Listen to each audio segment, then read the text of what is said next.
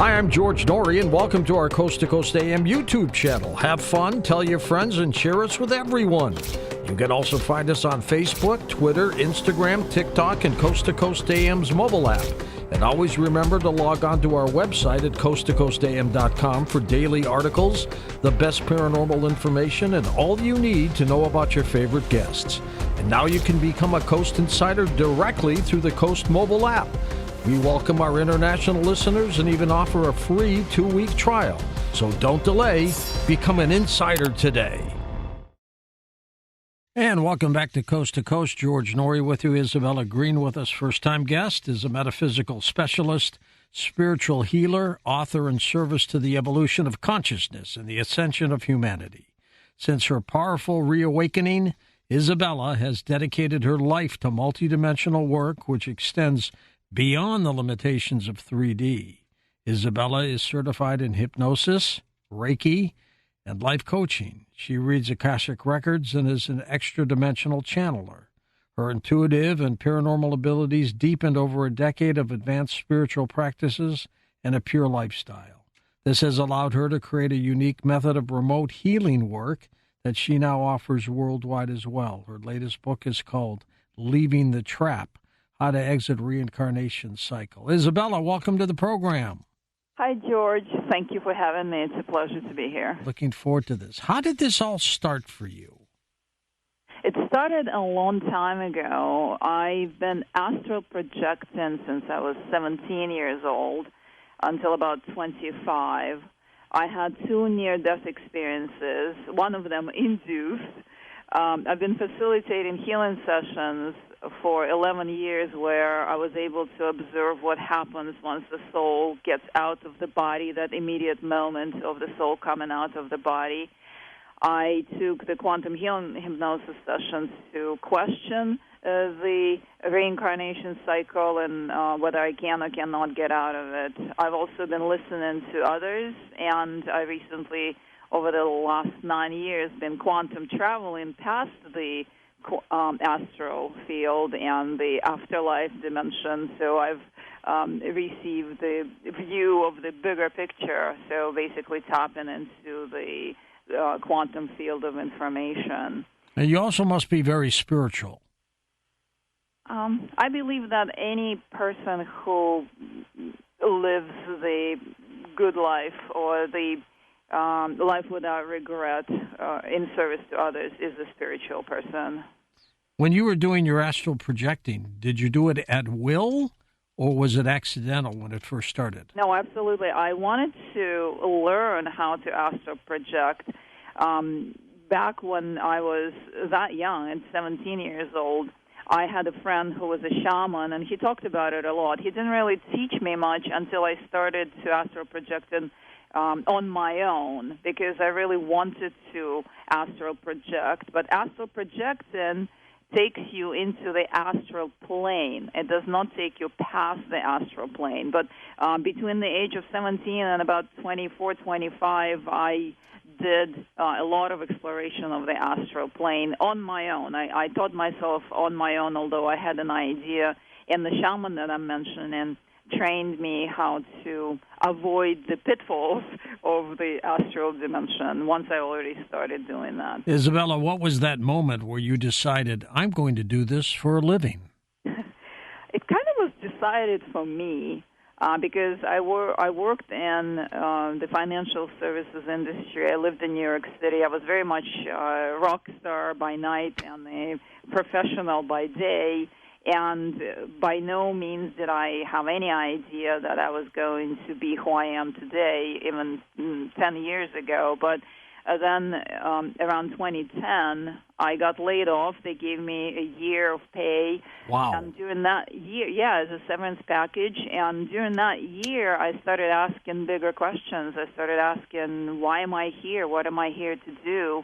And the answers started coming in bit by bit, because I promised that if I was told 10 years ago what I was going to be doing right now, I probably would have turned around and went right back to like Morgan Stanley or something, because it would have sounded really, really odd to me back then. I had no idea about what I'm doing right now back then. You mentioned the reincarnation cycle in your book. What exactly is that? I suggest that the reincarnation cycle is the artificially maintained system around Earth that traps and recycles souls. But other planets, in my observation, also have reincarnation cycles of their own. However, the planets that participate in the whole reincarnation cycle system are on the same level of consciousness development as Earth plane. So we're talking something below 5D, so between 3.1 and 4.9D, if you want to use numbers here. And they also participate in our reincarnation cycle, and this is how I call it cross-species reincarnations happen. Give us your definition of reincarnation. What happens at death? What happens is, at the moment of passing, as the soul comes out of the body and travels into the light. We all hear about that. Usually you're being sucked into a tunnel of white light, and that tunnel spits you out into the afterlife dimension, and that dimension is populated by the beings who I call the handlers of the reincarnation cycle. They present you with the life review. Life review, I believe, is based on the Akashic records that are kept around Earth plane, and they show you that you didn't do so good in this lifetime, that you made people suffer, and we all do in one way or another, or whatever, but you're being presented with the idea that you were not good enough in this lifetime and you need to go back and do it better or pay off your karmic lessons. And then you take a little rest in the afterlife dimension, whether we call it hell or heaven, and I can go into either one of or both of these because I've visited both in my astral projection. And then about 3 years later, usually on average about 3 years later, the soul is back into the new body, except if the person passed suddenly or at a very early age, like in a car accident, then usually they come back 6 months to a year later, right back into their own family very often as new children. And I know this through the sessions and the past life readings that I facilitate for people. Isabella, when a soul stops reincarnating, what's the reason for that? I don't know that the souls that are already within the reincarnation cycle are able to stop reincarnating. There are souls that have been here for centuries. They don't reach a high plateau or a level where they don't have to come back? This I am not exactly sure about, but my understanding, my present-day understanding, is that you continue being recycled as long as you are within the reincarnation cycle. So I do not see that it naturally allows you to get out because then it defeats the whole purpose of the reincarnation cycle.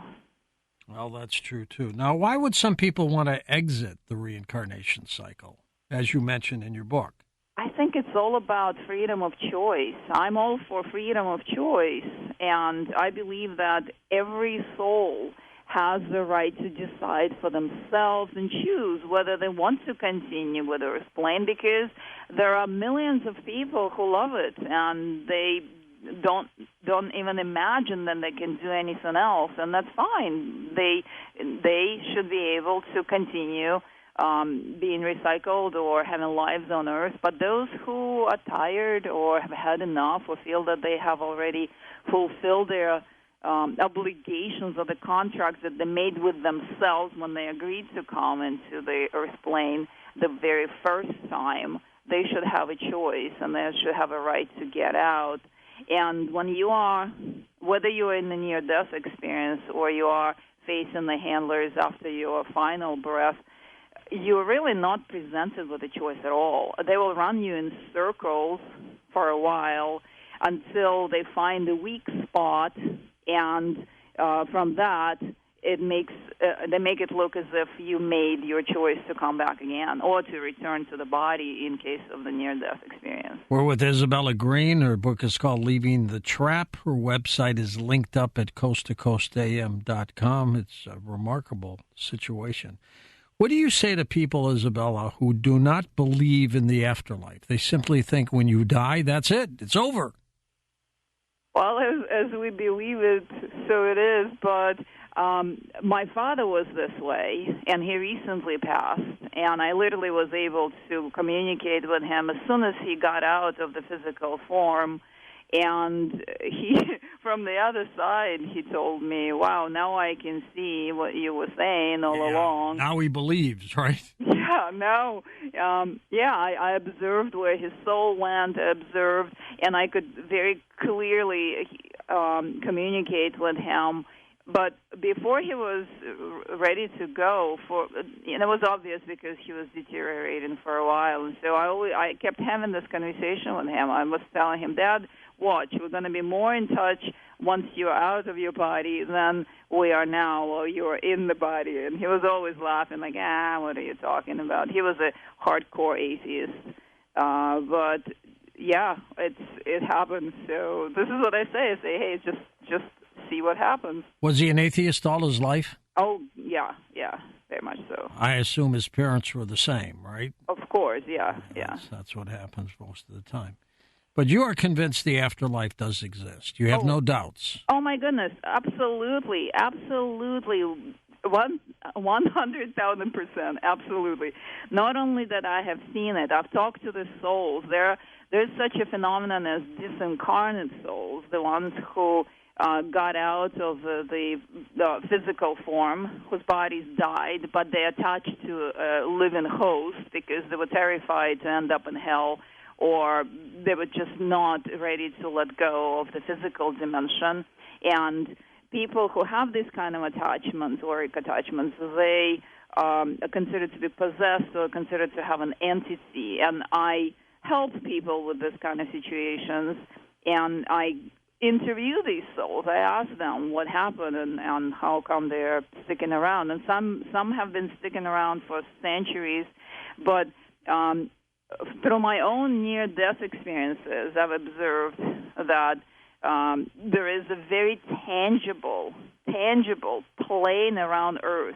It's a layer of reality, and it has a very tangible border that separates the rest, separates that layer or that dimension from the higher realms.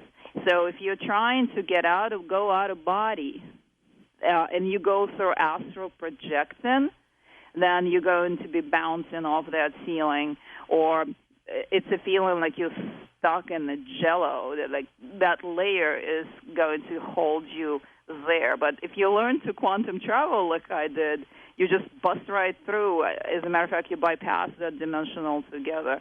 So I absolutely 100% know that the afterlife dimension exists and what it is like, what heaven is like, or the area that we call heaven where the near-death experiences happen. I can understand you going to heaven to check it out, but what about going to hell? Why would you go there? Well, it's not really what we believe, George. It's not fire and brimstone and people screaming. Well, I would suggest that it's the lower astral plane, and the lower astral plane is very unpleasant because it's populated by the lower consciousness spirits that operate very much on the same level as Earth plane does. Everything is figured out through conflict. There are spirits that harass you or chase you around. There are mazes there. There are spirits of the simpler kind, the kind that are not necessarily friendly to you. And that's the lower astral. And this is where souls land, the souls that were not necessarily of the highest consciousness or still alive. And I believe that this is what we call hell. But heaven is the upper astral, and it's exactly what people describe when they have near-death experiences, because it's transparent and it's like rainbowish light, and there's this music of the spheres. You can feel it. Well, if you had cells, I would say that you feel it with your cells, but as if it's coming from all directions. And this beautiful-looking beings, and the beings, by the way, depend on what you believe in. So if you believe in angelics and ascended masters, you're going to observe this kind of being. They'll be there for you. Yes. If you don't believe in these, then you're going to see your deceased loved ones, which I posit that it's still these are still the handlers of the reincarnation cycle that just can take any shape or form that would be the most convincing for you. Describe heaven to us. Well, this is what I was just starting to describe. It's an incredible feeling. The reason people that have near-death experiences are transformed is because they have a chance to dip their toe into what the natural state of the soul is supposed to be, the love, the kind of love that we do not have on earth and that we are all starved for, because it's the memory, the innate memory of the soul. And so you experience this feeling of all-encompassing love, and everything is peaceful and quiet, and the colors are this pastel rainbow colors, and the beings around you and yourself are semi-transparent, and you feel this music of the spheres, like I said, and it's just really, for people, it is anything that they wish to experience or that they believe in. So if they believe it's a garden, they see it as a garden, but in this kind of presentation, and it's all transparent and beautiful. And so when human soul is experiences this, and the person comes back after the near-death experience, they feel elevated because it gives them just a glimpse of what the most innate state of the soul really is. Now, when people have their near-death experiences, right, do they see their dearly departed loved ones? Who comes to them to aid them? I doubt that. I honestly doubt that. I believe that the ones who come to aid them or to send them back to the body. Right. Go back. Okay. Right, exactly. The reincarnation cycle handlers. And these are the shape-shifting beings, and they can take any shape that will be convincing for you. So if it's the loved ones that you believe or that they know, they look for your weakest spot. So if it's guilt, then you'll be guilted. If it's love, then you will be shown the one that you loved the most and lost, and you miss them so much. Like in the movie Contact, if you remember. Oh, sure. Right? Yeah. The father showed up. And what did he say? He said, I'm in this form because then you'd be more comfortable this way. So I believe that the system that sends souls back into the bodies after the near-death experiences, the beings are the same as the beings handling the reincarnation cycle. When you reincarnate, do you reincarnate throughout the universe?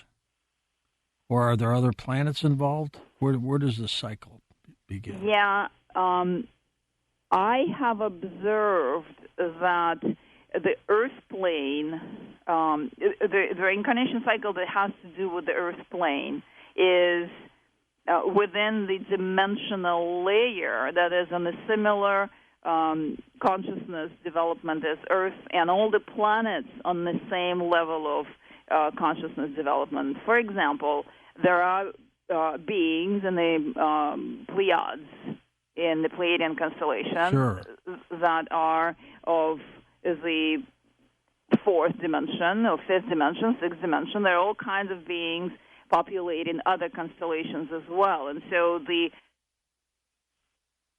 cross-incarnation from one planet into the next, and from one reincarnation cycle into the next. Isabella, is it important, is it worthwhile for us to leave the reincarnation cycle, or should people stay in it?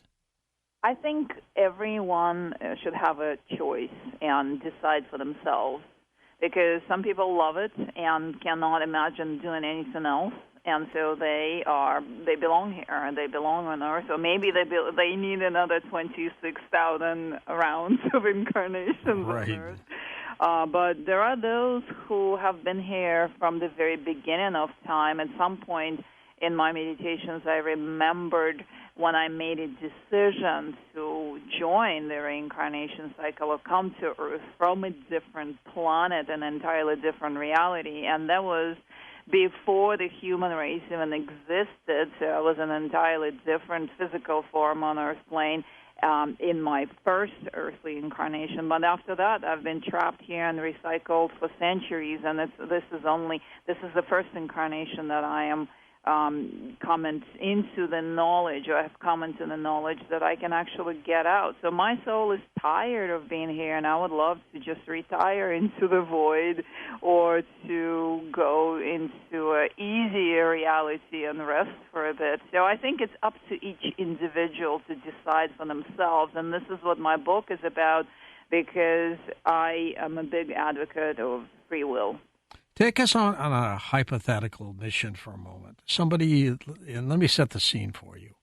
Somebody, they're in their 80s, they're sick, they're in bed, and they die. They just stop breathing and they die in bed. What happens from the moment they physically have died? They come out of the body, and there is a tunnel. Very often, most of the time, it's just the tunnel of white light. Do they know they've died? Yeah, because you can turn around and see your body no longer alive. Are they scared? Are they in shock? Usually it's a relief. I'm saying this because I've been present through my healing work. I've been present in spirit in the room, so I'm in the same form as the soul that just came out. Yeah. On a number of occasions when people passed and their loved ones asked me to just be present there and see where they go. All right, so it leaves the body. Right. Then what happens? It comes out of the body. Usually there is a beam of white light, and they literally get vacuumed right into it. Sometimes they're able to go visit their loved ones, and loved ones very often mention that, I saw my father when they didn't know that they passed. My father walked through my apartment, or my father showed up in my room and I woke up in the middle of the night. So that will be just about a moment, and then they're pulled into the tunnel of white light, and that tunnel takes them into the afterlife dimension, and the life review takes place, and then they are basically pressured, maybe, or they go by choice to agree that they're going to come back to Earth at a certain point. How many souls, what % do you think, reincarnate? Everyone who is on Earth. Because once you are in within the reincarnation cycle, once you've entered, it's like the California hotel in that song, right? That you can check in any time, but you can never leave. So it literally the reincarnation cycle gathers souls, invites souls into itself, and souls from other dimensions and other planets come and join the reincarnation cycle. But once you're within it, unless you know what I know, then you are not able to get out. So everyone who is on Earth is being recycled here. Are some of the souls ever trapped in this cycle and they just can't you say they can't get out? Yeah. Those who want to get out usually are unable to unless they've gone through adequate preparations and made this decision while still alive. You have talked about quantum travel. What is that? Quantum travel is very different from astral projecting. So astral projection is pulling the astral body in deep relaxation. The body is very relaxed, and the astral body comes out, and you move within the astral plane, within the constraints of time and space, meaning getting from one place to the next takes some time. It doesn't take as much time as in a physical, but you still travel, you still feel the movement within space. With quantum travel is instant, and it's not gentle at all.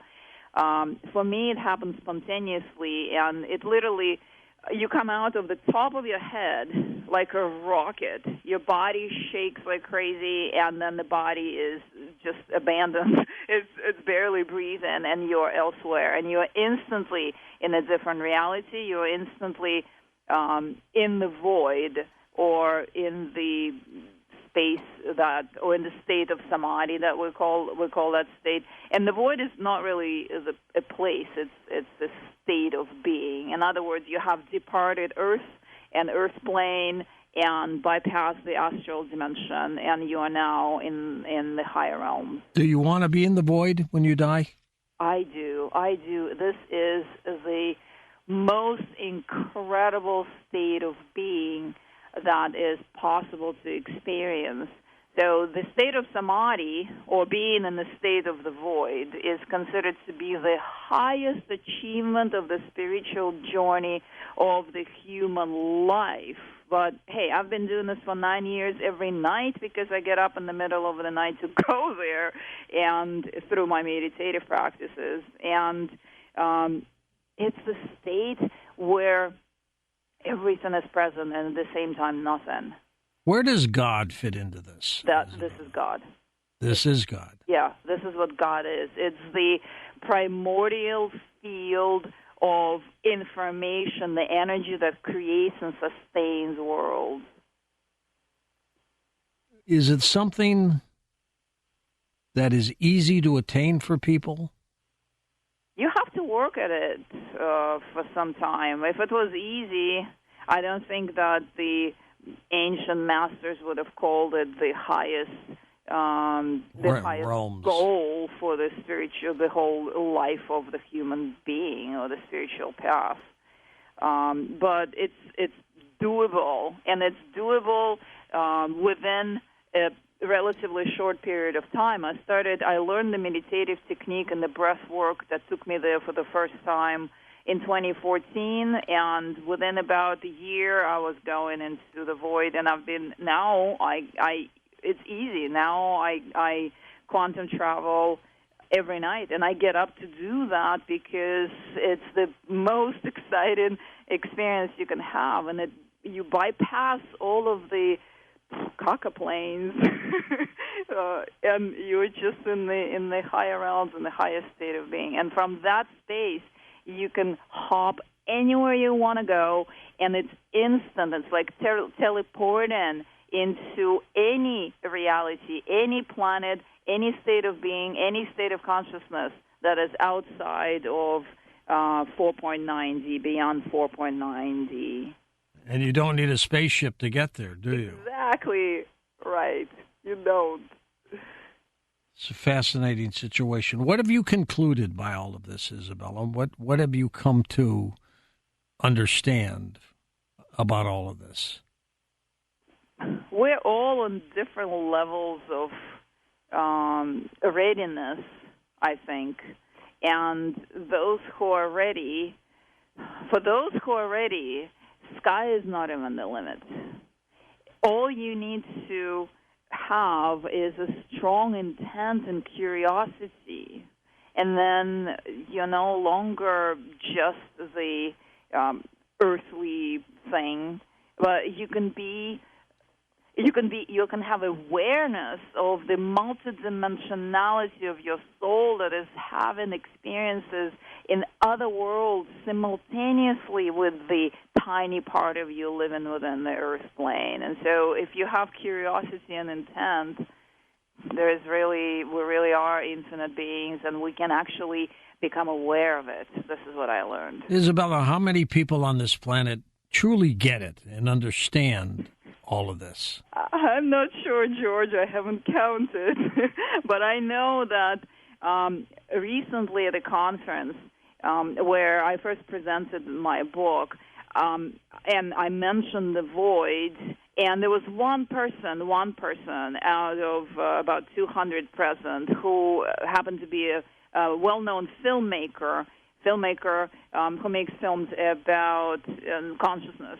She said, I've been to the void. I've been there, and I've seen it, and I've experienced it. I know exactly. And she started crying because she said that she has not met anyone else who had this experience. And so we had a really heart-to-heart moment there. We're going to take calls next hour with Isabella Green about the other side, so jump on board. Her website is linked up at coasttocoastam.com. Where do people get your book, Leaving the Trap? It is on Amazon.com right now. Is it in bookstores or just Amazon? No, it's just on Amazon at the moment. Tell me about the cover. What are we looking at there? Oh, I love this. I love this cover. I came from the red planet. This is when I remembered coming to the Earth plane, and I was looking for the piece of art that represented something otherworldly, but yet kind of resembling Earth. And I was just browsing, and I came across the incredible art by a 19-year-old Brazilian artist, Facuzio Creations, I think they're called. And this image just fit exactly the vibration, the feeling of the book. So I'm very pleased. I'm so happy I found it. It was great. And tell me about those little red orbs or balls that are down there on the planet's surface. What are they? This reminds me of this state of being that I was in when I decided to come into Earth plane. I was a part of the soup of consciousness on the red planet, and it had the color red, as if the sunlight was red color. But we did not really have the physical form, and we didn't have the living or the housing. We did have a mountain that's on the cover right there, too. So the little bubbles here, they remind me of that state of being, that fluidity and not being physicalized. Just the way it's represented here, it's perfect. You talk a lot, Isabella, about karma. Tell me about that. Well, karma, I believe that karma is a part of the whole system that prepares the human beings to be more susceptible to accepting the suggestions of the handlers of reincarnation cycle. Well, you remember the old saying, what goes around comes around. Do you believe that? Right, but there are a couple. What we put out, we get back. That's the law of attraction. Sure. But we get back the same exact thing here in this plane, and it is the very basic vibrational match. It's neutral, and then there is no guilt in that. It's just the law of the universe. But when you are facing the handlers of the reincarnation cycle, they're going to present to you, oh, you made this person suffer, now you have to go back and suffer the same way. That's karma. And because we are, or you're paying off your karma. And the whole tradition within the Hinduist and Buddhist teachings and the yoga community, they're all talking about that they're here paying off karma. And so it makes it easy to continue suffering because you're paying off karma. And so I think that the whole idea fits really well into the agenda of the reincarnation cycle handlers. Where did the serial killers and murderers and those people go when they die? They go into the lower astral first. I'm pretty sure about that because that's where I encountered, during my astral projection, I encountered very uncomfortable situations with discarnate souls that were of this kind of behavior. But eventually everyone ends up in the upper astral that is considered heaven. What do you mean everybody? Even them? The scum? Yeah, even them, because there is outside, once you've gone through your life review and you've been shown that, oh, you were a bad boy, you did this was terrible, and now you're going to go back to Earth and pay off karma for another 300 years, you agree, yes, I do, because that was terrible, that's it. You go and rest a little bit, and then you're back on Earth, and you're experiencing, you're suffering now to pay that off. Do they do the same thing when they come back again? I mean, if they were serial killers in one life, will they be killers again in the next one? Usually the opposite. As far as I know it, it's usually the opposite. Like the rich person comes back as a poor one. The person who caused a lot of death to others has to come back and get killed over and over. Let's say he killed 10 people, so 10 lifetimes you get killed by someone else. And from the human perspective, yeah, this is what we believe is justice, right? Yeah, you did all this, and now you have to suffer the same way. From the perspective of the soul, I'm not so sure, and then I would say that this is used very well to continue collecting the loosh. What would you say, of all the things we've talked about, is your specialty? Within the reincarnation cycle subject? The entire metaphysical area.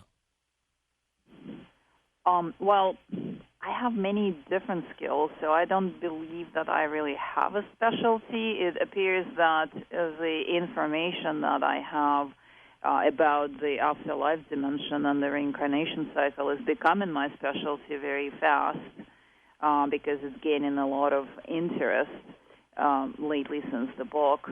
So I would say out-of-body travel, quantum travel, and then also facilitating a really advanced spiritual healing sessions for people. Do you still astral project? No, I do not astral project anymore because I have no interest of hanging around the astral plane, but I quantum travel every night. Not in sleep. I get up to do mid-sleep meditations with Kundalini awakening, and I go out of body at will, and I just go into the void, or I surf dimensions. I go into the higher realms. Were you ever scared? Well, I'm an adventurous soul. I've done so many things within the Earth reality that others are terrified of. So once I started venturing beyond the veil, I would just remind myself, hey, remember you were doing this and you weren't scared, so you'll be fine. Since you've been doing this, what has been the most enlightening thing that you've come across? The void, the state of samadhi, because you literally experience the state of everything, the source consciousness, and also it's a field that has all the answers. Remarkable. It is truly remarkable. And back to this quantum travel for a moment. Right. Can anybody do this? Yeah. I mean, I'm just a regular person. I wanted to explore because I have explored Earth planes so much that I got bored to death, and then I discovered that I can explore other worlds, and so I taught myself. I learned the technique, the breath work, and the meditative technique, and I started doing it because I said, hey, you know what? I want to see how far I can push myself while still having a physical form. And so if I can do it, and I did it within a number of years, then anyone else can do it as well. I'm no different than other people. And why is the void so important in all of this? Because this is the true fabric of our soul. This is what we are. When the present-day New Age spiritual teachers say, oh, well, one, this is what they mean, I think, or at least I hope this is what they mean, because this is the fabric of everything. Like Tao Te Ching says, all things are born of being. Being is born of non-being, and non-being is that state where nothing is lacking, nothing, everything is present, and at the same time there is nothing there. It's undescribable.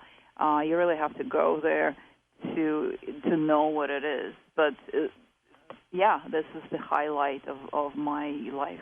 Let's go to the phones west of the Rockies. Marcia in Los Gatos, California. Welcome to the show. Hey, Marcia. George, it's so nice to be with you again. Sure, good to have you with us. Thank you. And Isabella, it's fascinating. I was out of body a lot as a child, but I wanted to express something, a brief series of events and a conclusion, and that is that I was a hospice nurse, and I was with others when they were passing, and especially I cared for my family members, my aunts, my uncles, my parents. And I was holding my mother when she passed, and at the top of her head came out a wisp, and I actually tasted it. And I thought it was so interesting because that, to me, validated that there was weight, or there was actually a material component. And then she, I guess I channeled her in the coming night and day, because she wanted to express something to her caregiver who was not there at the time. So I guess I became a channeler for that purpose of, expressing my mother's thoughts. Mm-hmm. How do you like that, George and Isabella? I think that's fine. Isabella, what about you? Well, I think that you experienced that the soul has a fabric.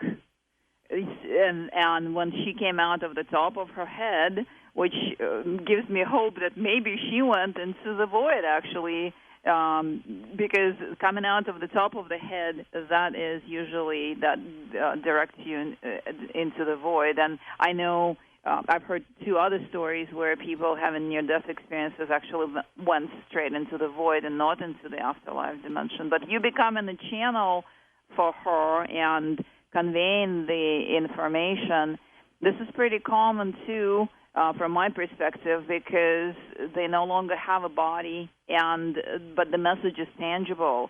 And especially you having the open heart connection with your mom, that makes you an open channel to her state of being or her consciousness to speak through you. First-time caller, Phil. We're going to the state of Florida. Hey, Philip, go ahead. Hey, how you doing? Good. Yeah, I just wanted to share something that happened to me when I was 16. I'm 67 now. But 1972, we were moving this big pump unit at the marina, and the guy, we got too close to a power line, and I got hit with 7,620 volts. Ouch. Yeah. 2,000 more than they give you in the Florida electric chair. And it was very weird, because, I knew I'd been hurt, but where I was in a place that was so black. Yeah. And I remember putting my hand up and couldn't even see my hand, but I knew I was separated from God. And I was moving through this blackness. I could feel it going through, but when I couldn't see my hand, then it became aware to me that I was not in my body. Right. But the consciousness was there. Right. Yep. And when I asked God to save me, I showed out, help me, because I was scared. Yep. I was scared. I never felt that alone and that separated from anybody. You had a classic near-death experience, Phil, didn't you? Oh, yeah. Yeah. I cardiac arrest twice. But the one time, like I said, when I came back, my spirit came back into the room they were working on me in. And I remember looking at them working on this guy, and I couldn't recognize myself because I was just burned up. And I looked across just on the other side of the room. I said, if I was over there, I could get a better view. Well, in a second, I was there. I didn't walk over there. I just went. Right. And then when I did come back into my body, there was an audible and a physical buzzing noise, loud. And that's when the pain came. Right. How long were you laid up, Phil? Well, I've had about 30 operations over the years. 30? And I was late. Yeah. Yeah, I had, like I said, it entered to the left side of my left frontal lobe area, went through me and went out my right foot.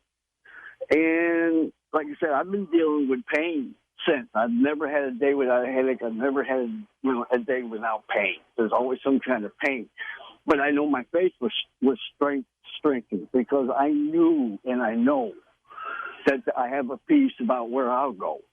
Knowing what you've been through, do you think you would have preferred to have stayed?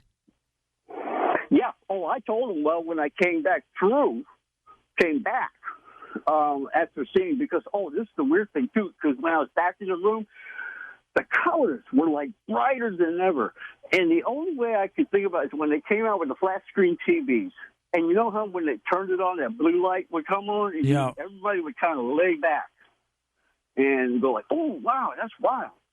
Well, that's the way it was. Colors were off the chart. I mean, it's like everything in my brain was clicking. It was all working. Was it your choice to come back, Phil?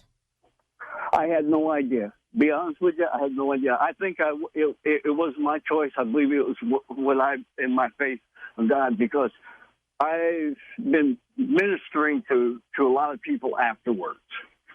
And it was so neat when I was with my dad. He was dying. He was in a coma. It's like he was in a nursing home I used to work in. I knew he wasn't going to come out, but he wanted me with him when he died. And the last thing that happened, I said, well, I want you, Dad, to have peace. And when he took I said, Lord, let him open his eyes one more time so I can at least see him, let him know his prodigal son will be okay. But it didn't happen. But I said, well, go ahead and take him home, please. He took 3 deep breaths, but the last breath, when he exhaled it, it was long. It was a long exhale, which I knew that was when his spirit was leaving. That was it. Is that normally how it happens, Isabella? I'm not exactly sure if there is normally, but I know what happened when he went into the blackness, because through speaking with infinite amount of people about their near-death experiences, I've encountered 2 so far, and now 3 that went straight into the void. And for someone who is not familiar with the void, it can be eerie at the beginning, because the human consciousness that is not trained properly expects we long for objects and people and company and presence or something, something to grab onto, but none of that is present. But if you tune into the state of being, everything is already there, because the void is the blackness. It is that really dark space, but not dark the way we look at the word dark. It's just the energy field that contains everything within itself. So now we have I know the third person who went straight into the void. And my big question that I'm posing now and I'm seeking answers to is why so few go into the void, but they still do, but while the rest go through the whole, talking to the angelic-looking beings or deceased ones and go into a whole different dimension. And the void sounds scary, but you think that's the place to be, right? After life, we don't have to go into the void, because there are different options where we can go after life if we bypass the whole reincarnation cycle space. But the void, for me personally, this is the most ultimate space, because I got comfortable there from being in this state for many years.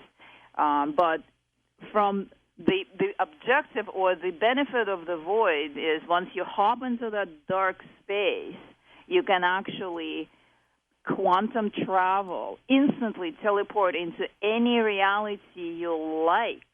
And I suggest that people who want to scope the potentials of where they can go after life if they are getting out of the reincarnation cycle, to go experience different worlds. But in my experience, you have to jump into the void first, the dark space, the black field of energy, and from that, just have a trace of a thought where you want to be, and you'll be there. Let's go to Joe in Monterey, California. Hello, Joseph. Go ahead. Thank you, George. What a breath of fresh air.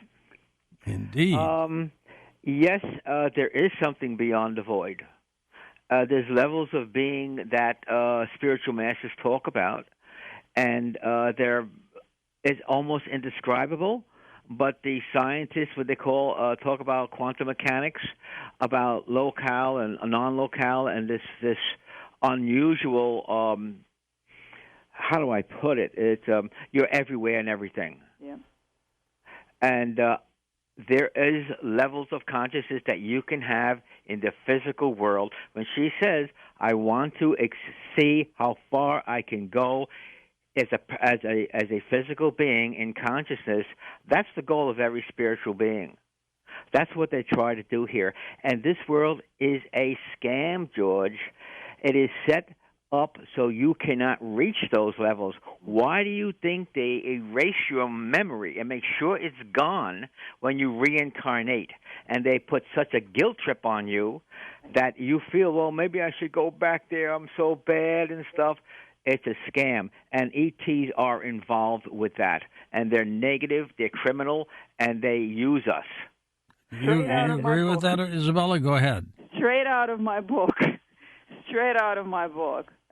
Same conclusions. Absolutely, yes, absolutely. 100% the same exact conclusion. And ETs, not all ETs, there are higher level consciousness beings that are not involved, and they do not have their incarnation cycles because they do not need to trap souls. But everything below the fifth dimension, across the universe that are on that same level of consciousness, they all participate in our reincarnation cycle, and they have their reincarnation cycles of their own. And that is what traps souls within our Earth reincarnation cycle. Next up, Jeremy in North Dakota, east of the Rockies. Jeremy, go ahead. Hello, Isabella. 19 years, 7 months, and 18 days ago, I was in a nearly fatal auto accident. Immediately, I was in a coma for 2.5 months. Yeah. Just before I woke up from my coma, I was under the impression that I was walking up a mountain pathway with my wife at the time, now ex-wife. And as we were nearing the top of the mountain, a bunch of boulders started falling down. I got her into a little cave area, and just as I got her inside, I was knocked off the cliff by a falling boulder. And as I was falling to the ground, I heard a voice from the sky that said, "Jeremy, your tasks are not done yet." What do you think that was? Yeah. What might that have been, Isabella? Well, this is the most common line that everyone who has, or just about everyone, except those who go into the black space, the void, hear when they're having a near-death experience. You're not done yet. You have to go back. This is a standard line, and it's also in my book. And if you hesitate, if you start questioning that, saying, "Oh, but I don't want to go back," then they go into running you in circles until they find a weak spot, guilt trip you to go back because you didn't do good enough. Who's in charge of the other side? Is there like a taskmaster there or anybody? There is a whole group, infinite amount of beings that run their reincarnation cycle. They are shape-shifting beings. I honestly have no idea what they are as the actual beings, who they are, but they can present themselves as anything, and because they're shape-shifting, so they can shift into anything, including just the voice. But like in this case, where this gentleman heard the voice, "You're not done yet." Yep, that's it right there. They're looking at him and they're saying, "Hey, no, go back." But in the most cases, they present themselves as angelic-looking beings, as our ascended masters. I saw Jesus when I had a near-death experience. I know now 100% it wasn't Jesus. Then they also present themselves as our loved ones or anything, if you are in the tradition that you believe in any kind of deity, that deity will show up, but we don't know what's behind. I personally don't know what's behind it. All right. Isabella, tell me about your work as a hypnotist. How'd you get into that? I actually do not work as a hypnotist. I call myself a metaphysical specialist or spiritual healer. I took hypnosis just to check, kind of cross-reference what I do with what they do, because the sessions that I facilitate could be called like a surrogate hypnosis kind of thing, because I am the one having experiences and downloads and observations for the client while the client is in the relaxed state, and all my sessions are remote. And I wanted to see how they do it in hypnosis, because a lot of people told me, or my clients told me, that my work reminds them of being under hypnosis. But my work encompasses a lot of other elements. I look at childhood patterns, because I believe that we have to start from Earth plane, and we cannot skip that. That's a vital part of our experience. And then into past lives, and then into cosmic karmic connections, and into the multidimensionality of the soul. And there are a lot of elements in my sessions. My sessions are really rich, and people receive a huge package of information about themselves, and also receive strong energetic adjustments when they take my sessions. What do demons mean to you, if anything?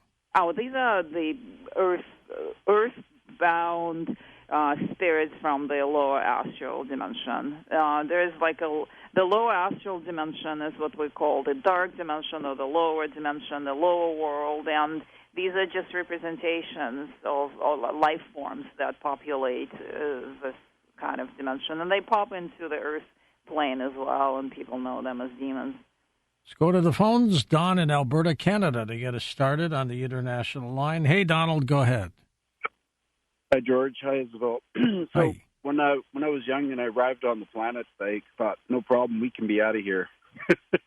So I read a book by Lobsang Rampa, and he talked about moving energy and doing the different types of things.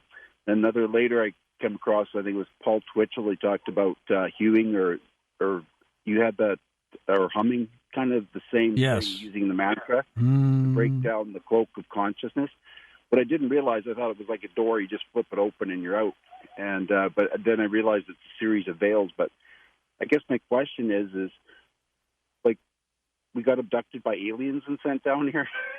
It doesn't make any sense. Like, why would people actually volunteer to come down to the physical plane? Because on the astral plane, I know there's 180 subplanes between here before you get back to pure spirit, and they can bounce up there. But why do people come down? It's just like, you take the red pill or the blue pill, or get... Why do they reincarnate, you mean? Yeah, why do people keep coming back over and over? It's just... And that's part of your book. You want them not to come back anymore, Isabella, right? Well, I'm not suggesting that I want them to not come back. I think everyone should decide for themselves. But there is an initial decision that soul that is not earth-bound originally. Let's say a cosmic soul from a different planet decides to join the Earth plane, and Earth plane has been sending distress calls out into parallel worlds and other planets for a long time. And so I remember that I felt that I want to go and help and assist this world in distress, and this is how I agreed to pop into Earth Incarnation system. But once I incarnated on Earth, that's it. You check in, but you can't really check out. So this is why they keep reincarnating, because they're already within the reincarnation system trap. Gordon in Plant City, Florida. Hey, Gordy, go ahead. Hey, George, Isabella, thank you for taking my call. Isabella, you said something earlier about that someone looked like Jesus appeared to you, but you were pretty sure it wasn't him because you didn't think he would want you to come back. And so that begs the question, I was actually going to ask this anyhow, since Jesus in my religion, I'm a Christian, we think he's godlike. I'm wondering if maybe he's smart enough that he's not coming back. And in fact, Jesus, in the millennium reign, that's a type of reincarnation in our own religion. And Jesus himself described the blind man, and he did not refute the fact that the blind man could have sinned and been there before. And there's this Bible verse that says it's appointed on the man who wants to die and thereafter the judgment. Who's to say that the judgment isn't reincarnation? But Kevin Montague, another guest on Coast, is one of my best friends. Kevin is a Christian and a true Christian. I really like the guy. He thinks that most people don't reincarnate on Earth, but on other planets. And so I wanted to get your take on, could the millennium reign, the 1,000-year period after we live here, maybe be a type of reincarnation? And is it possible that Jesus is one of the smart people that doesn't reincarnate, but that it does happen for some humans? I mean, what role does Jesus play in this right here? I know it's kind of a religious question, but I'm a Christian. I'm not gonna make fun of you or insult you. I'll admit that I honestly don't know. But you know what I'm saying? I mean, like, is it possible that maybe Jesus is smart enough to beat the reincarnation? And is Kevin right to imply that probably most people on Earth don't reincarnate, but on other planets it's the norm? Well, I really have a lot of respect for Jesus as a figure, as a soul, as an advanced being who came to Earth to do his job and change the course of things and then got out. And because he is an advanced soul, then I believe that he was fully aware of of having a choice and being able to make that choice for himself. And I'm sure that if he decides that he wants to come back, then he can come back again. And so it's all about the freedom of choice. And I believe that Jesus is advanced as a soul, so he is making that choice for himself and made that choice to come here before. As for the other part of your question, I'm not aware of this information, so I can't really answer that. I know for sure I did not see Jesus in my near-death experience because he did not have the frequency, he did not have the consciousness, he did not have even the physical look that I would expect a man from the Middle East to have. And so as I analyzed my experience with the apparition that presented itself as Jesus to me in my near-death experience, I came to the conclusion that there was a shape-shifting being. Let's go to Jim in Delaware. Get you in here. Jimmy, go ahead. Hey, George. Hi, Jim. No, I don't usually call on shows like this. I was going to ask a question about Jesus. I told Tommy, but I have another question. All right, go ahead. Isabella, you mentioned the New Age. This is what this all sounds like to me, because I studied it in the 80s. And the New Age Messiah, I was told I remember used to be Lord Maitreya, the fifth Buddha, which is the Messiah Buddha, I was taught. But however, I was on a mobile website years ago with the flip phones. A guy came to me and said it's not Lord Maitreya no more. It's this guy named Oliver, and he gave me his last name. All I remember begins with an M. So my question to you, Isabella, do you know who the New Age Messiah is? I believe all of us are. I don't think that now, in this day and time, we need a Messiah or a guru or a figure that everyone will worship. This is the time on Earth where human beings are invited to explore their own abilities, and that makes us just as good as any Messiah because it gives us access to what we fully are. Next up, let's go east of the Rockies. Nikki's with us in Columbus, Ohio. Hi, Nikki. We'll be out there in a couple months. I just heard that. I'm super excited to come. Right around the corner from me. Super. Love it. Just had a question for you. So the reincarnation cycle, what is the incentive of keeping souls within that cycle or here on Earth? I mean, there's over 8 billion souls roaming around on the planet. So is there some sort of incentive that they get to keep us in the cycle? Yeah. I believe, and from what I've observed and collected so far, that the incentive is called loosh.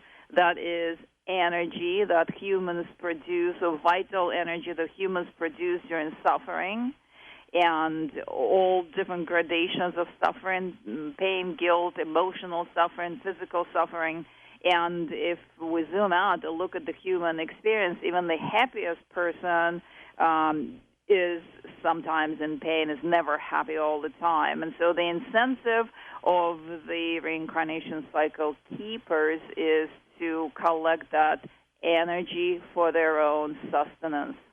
Isabella, Hebrew mythology talks about the guff, which is like a depository for souls. Mm-hmm. Will we ever run out of souls? No, because souls are made of the fabric of reality. It's not possible to run out of souls. I don't believe so. Eric, truck driving in Indiana, is now with us. Hello, Eric. Hello, George. How are you today? Welcome, my friend. You work late again, don't you?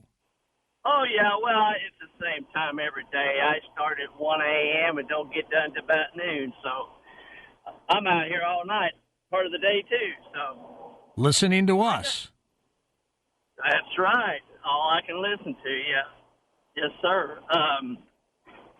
I got a question, and I had a feeling, kind of a divine feeling when my mother-in-law passed, and we was with her for a long, we was real close, me and my wife and my mother-in-law and my father-in-law, because we lived next door to each other, and we grew up with each other, So when she died, and she was fairly a Christian woman, she was a Southern Baptist, and when she died, it just seemed like I got a divine feeling over me that she did go to heaven. Has your guest ever had any of them kind of feelings when you're real close to someone like that, and you get a feeling that where their soul went? I would think, Isabella, you've had that feeling, haven't you? I would guess that she is there, or she is in the upper astral dimension that we call heaven, because this is where majority of the souls end up at anyway. And if we take the work of Preston Dennett, for example, he was visiting his mom through astral projection in the dimension that seemed or felt very much like heaven, the rainbowy and transparent dimension with the music of the spheres. So I am pretty sure that your mother-in-law is in that dimension too. Isabella, we only got a minute left, and I'd love for you to tell people about your website, if they can contact you and what you have. They can contact me at IsabellaGreen.com. If they want to have a session with me, please send me a session request form. And I want to mention about my book, that in my book I offer tools and recommendations, and it's a very short and succinct format. It's an easy read, only 100 pages, and it's not just about the reincarnation cycle, but it's also the tools and recommendations of how to prepare to hop out if this is what you desire. What is your next project, Isabella? I am at a number of live events, and literally in September it's Sedona Transcendence Retreat, and then after that in March it's Sedona Ascension Retreat, and after that in April in Sedona Cosmic Awakening Conference. Some of them I speak at, I channel, and I also am given a workshop on the reincarnation trap. All right, very good. Thank you for being on the show, Isabella. It's always great to have you.